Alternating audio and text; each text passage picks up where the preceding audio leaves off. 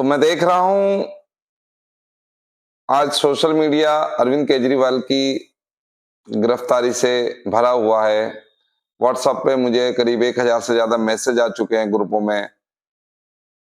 Social media पर सिर्फ और सिर्फ अरविंद केजरीवाल का मुद्दा छाया हुआ है।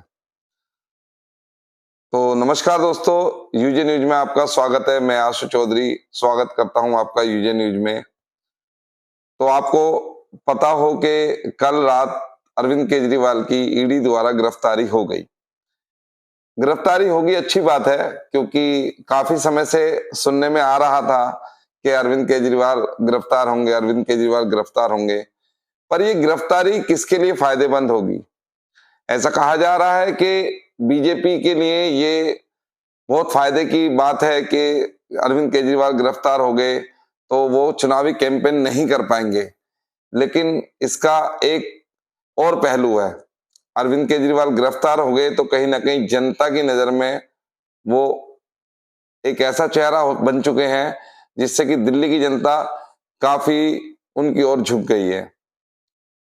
तो क्या अरविंद केजरीवाल का जेल जाना दिल्ली की 7 सीट पर आम आदमी पार्टी की जीत पक्की हो गई है?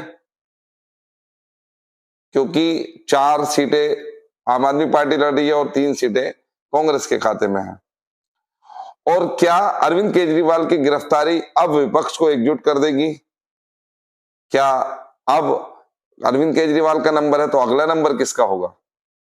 ये सोचने वाली बात है, क्योंकि जिस तरह से आज देश में माहौल है और जिस तरह से अब आचार संहिता लगी है और आचार संहिता के बाद देखने के लिए मिल रहा है कि आने वाले समय में चुनाव किस करवट जाएगा।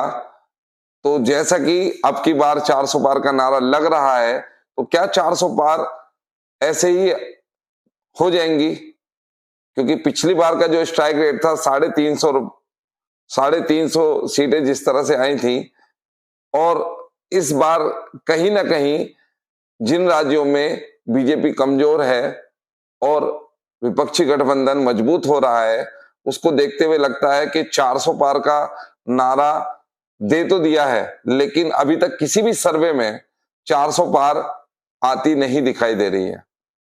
तो क्या अरविंद केजरीवाल की गिरफ्तारी 400 पार पहुंचाएगी? ये एक सोचने वाली बात है।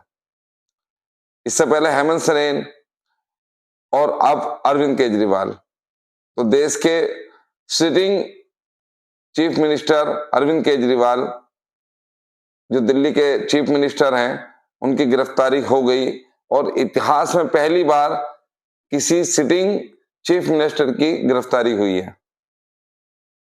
तो आज मैं सोशल मीडिया पर देख रहा था काफी कि अरविंद केजरीवाल के लिए बहुत ही लोग सहानुभूति दे रहे हैं। अब सोचने वाली बात यह है कि अरविंद केजरीवाल की गिरफ्तारी के बाद अगला नंबर किसका होगा? क्योंकि अभी कुछ दिन पहले आपने देखा होगा कि अशोक चौहान, जो कि कांग्रेस के कद्दावर नेता थे, वो बीजेपी में चले गए। काफी समय से उनके ऊपर भी ईडी की तलवार लटकी हुई थी, लेकिन क्या अब उनकी भी गिरफ्तारी होगी? जी हां, नहीं होगी। उसके अलावा इससे पहले एनसीपी के नेता, उनके ऊपर भी ईडी की तलवार लटकी हुई थी, लेकिन अगले ही दिन वो भी गठबंधन यानी एनडीए के खेमे में चले गए, तो उनकी भी गिरफ्तारी रुक गई। तो जिस तरह से गिरफ्तारियां हुई हैं, उसको देखते हुए लगता है कि 2024 का चुनाव इतना आसान होने वाला नहीं है। मोदी जी का इस वक्त देश में बहुत बड़ा जनाधार है, और अगर वे विपक्ष को इस तरह से परेशान ना भी करते, तो भी उनकी जो छवि है उसको देखते हुए लगता था कि बहुत ही आसानी से वह अपना जनाधार यानी समर्थन 272 सीट से ज्यादा प्राप्त कर सकते हैं। लेकिन कहीं ना कहीं जिस तरह से विपक्ष के ऊपर जो गिरफ्तारी के हमले हो रहे हैं और कांग्रेस के खाते फीस किए जा रहे हैं, उसके बाद जिस तरह से जनता का रुख विपक्ष की ओर झुक रहा है, उसको देखते हुए लगता है कि 400 का नारा दे तो दिया है, लेकिन वो आसान नहीं होगा। अब क्योंकि केजरीवाल की रिमांड की बात की जा रही है और मेरे खबर बनाने तक, यानी ये वीडियो बनाने तक अभी तक ये फाइनल नहीं हुआ है कि ईडी को उनकी रिमांड मिली है या नहीं, लेकिन माहौल को देखते हुए लगता है कि ईडी को उनकी रिमांड मिल जाएगी।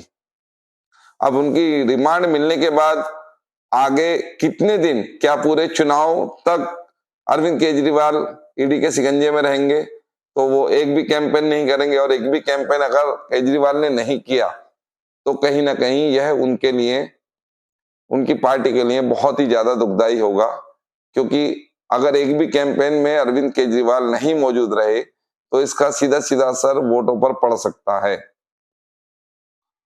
और जैसा कि दिल्ली की 7 सीट, लेकिन पंजाब में आम आदमी पार्टी काफी मजबूत दिखाई दे रही है।